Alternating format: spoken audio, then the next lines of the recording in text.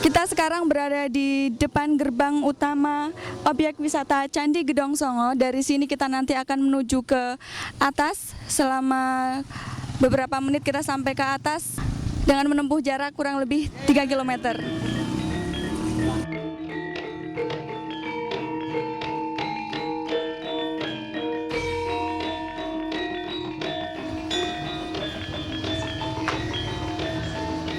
Kita tiba di lokasi parkir yang merupakan salah satu fasilitas awal dari objek wisata Gedong Songo yang nampaknya sangat ramai dikunjungi, dan hal ini merupakan sebuah daya tarik dari objek wisata Candi Gedong Songo ini.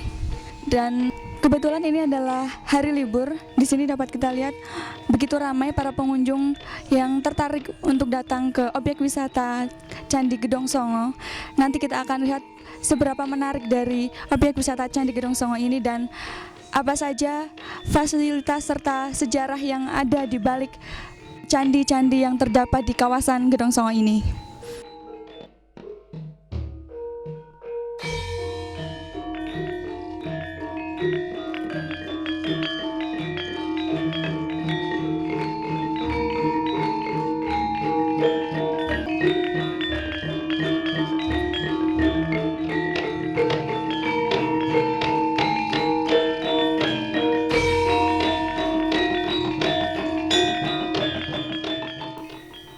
Jarak yang jauh atau jalur mendaki, jangan cemas, dapat diatasi dengan jasa persewaan kuda. Masalah tarif dapat dikompromikan dengan pemilik kuda.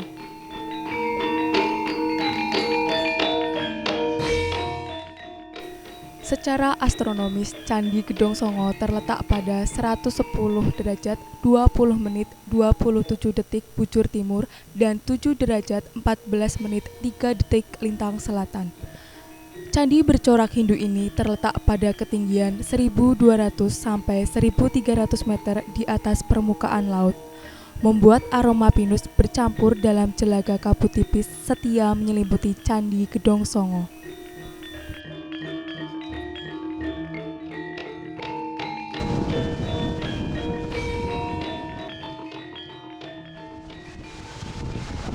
Ini merupakan pintu masuk dari Candi Gedong Songo. Nanti kita akan masuk melalui pintu ini. Di sini biasanya ditarik tiket-tiket dari para pengunjung, di mana pengunjung tidak hanya berasal dari Semarang, tapi dari berbagai daerah di sekitar kota Semarang.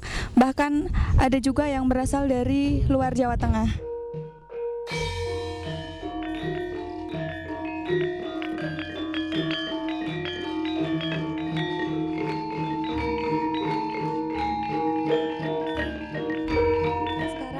Sedang berada di kantor Candi Gedong Songo. Kita akan bertanya-tanya sedikit mengenai Candi Gedong Songo yang akan diwakili oleh Bapak Haryono selaku pengelola Candi Gedong Songo ini. Nah, Pak, sebelumnya yang ingin saya tanyakan, di sini nampaknya ramai sekali ya, Pak ya. Sepertinya ada pertunjukan-pertunjukan yang cukup menarik bagi masyarakat untuk datang ke sini. Pertunjukan apa saja, Pak, yang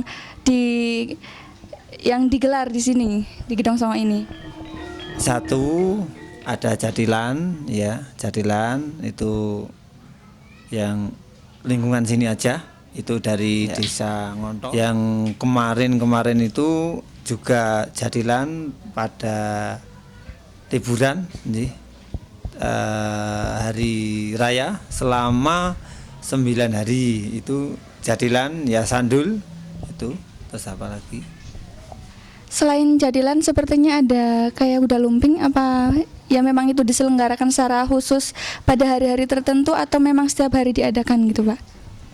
Itu kalau ada event dari kantor kita lakukan, ya seperti tiket harga 7.000 per orang. Nah, digelarnya pertunjukan-pertunjukan seperti jadilan atau kuda lumping itu biasanya di hari-hari libur saja atau mungkin ada tanggal-tanggal tertentu yang memang sengaja diadakan setiap bulan atau gimana, Pak? Tanggal-tanggal tertentu atau pada hari liburan. Kalau hari libur kan biasanya hari Minggu. Kalau tanggal tertentu tanggal berapa saja itu, Pak? Ya nanti dari kantor kan ada tanggal berapa itu sudah dipastikan dari kantor. Nggih. Selama ini sampai bulan Desember tiap minggu ada kesenian jadilan.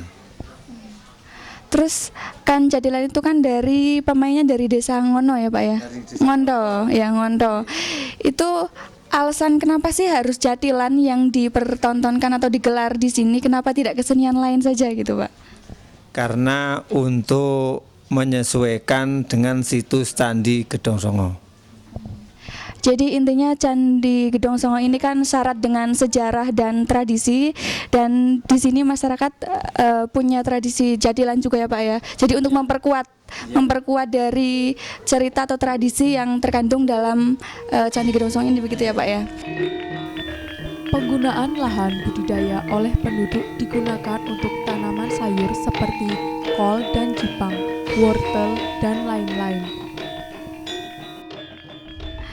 Perjalanan kita mulai dari candi pertama, dari kompleks Candi Gedong Songo yang ada di sini.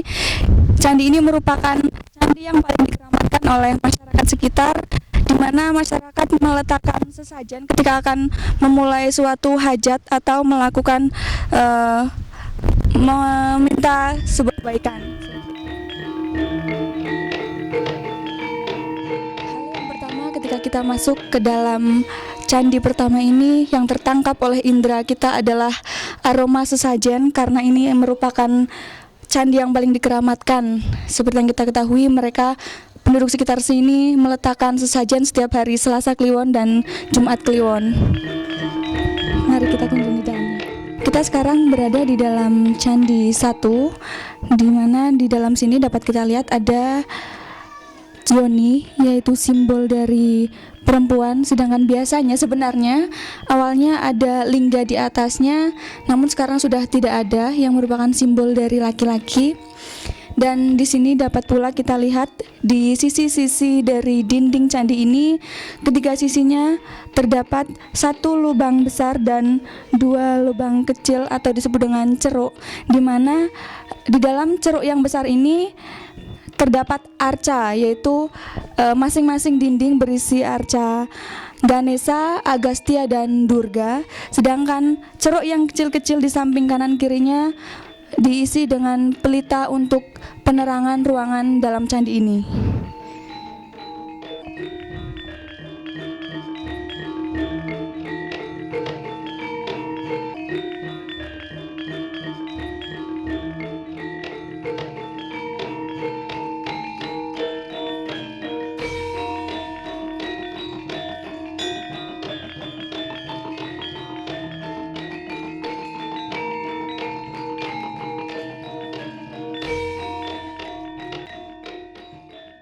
Nah selanjutnya Pak, ini kebetulan hari ini hari libur dan nampak ramai sekali pengunjungnya.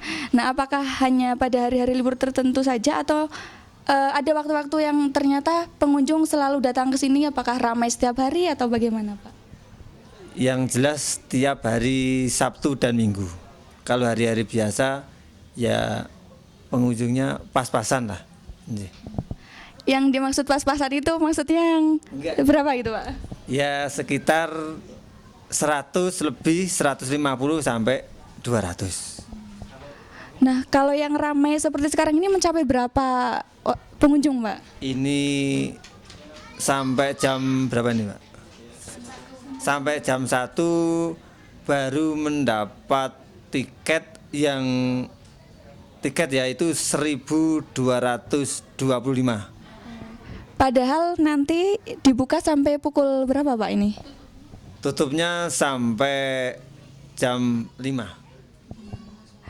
Ya berarti dibuka dari jam 7. Dari jam 7 sampai jam 1 sudah mencapai jumlah pengunjung itu 1.125. 225.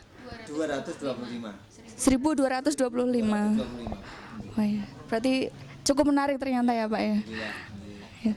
Dan inilah Candi Gedong Songo yang merupakan salah satu ikon kebanggaan Kabupaten Semarang yang terletak di Desa Candi, Dusun Darum, Kecamatan Ambarawa ya Pak ya, Kabupaten Semarang. Sudah, terima kasih ya Pak ya.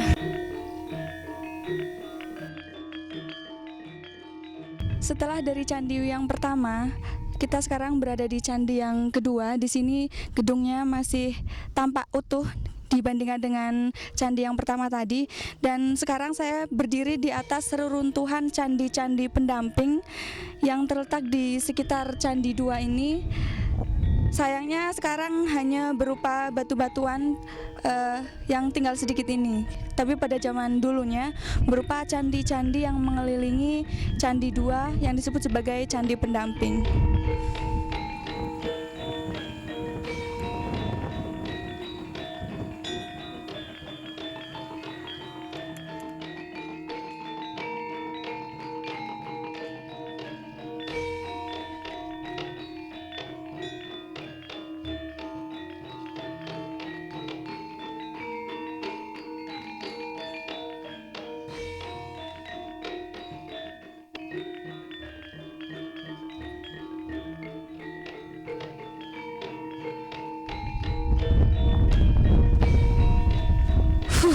Akhirnya sampai juga kita di candi yang ketiga setelah kita tadi cukup menanjak, cukup panas di badan, tapi hawanya ternyata kabutnya di sini membuat kita antara panas dan dingin. Dan sekarang kita sampai di candi yang ketiga. Di pintu candi ketiga ini dapat kita lihat di sebelah sini adalah Arca Mahakala dan di sebelah sini ada Arca Nandiswara yang merupakan penjaga pintu dari candi ketiga ini.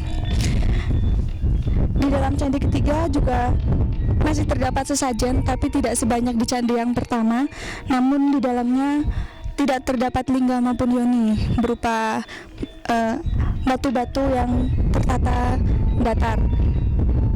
Dan yang masih bisa dilihat dari candi ketiga ini, kita dapat melihat pemandangan yang sangat menakjubkan karena di sini seperti layaknya gardu pandang, kita bisa melihat menjauh di bawah sana hamparan kota Semarang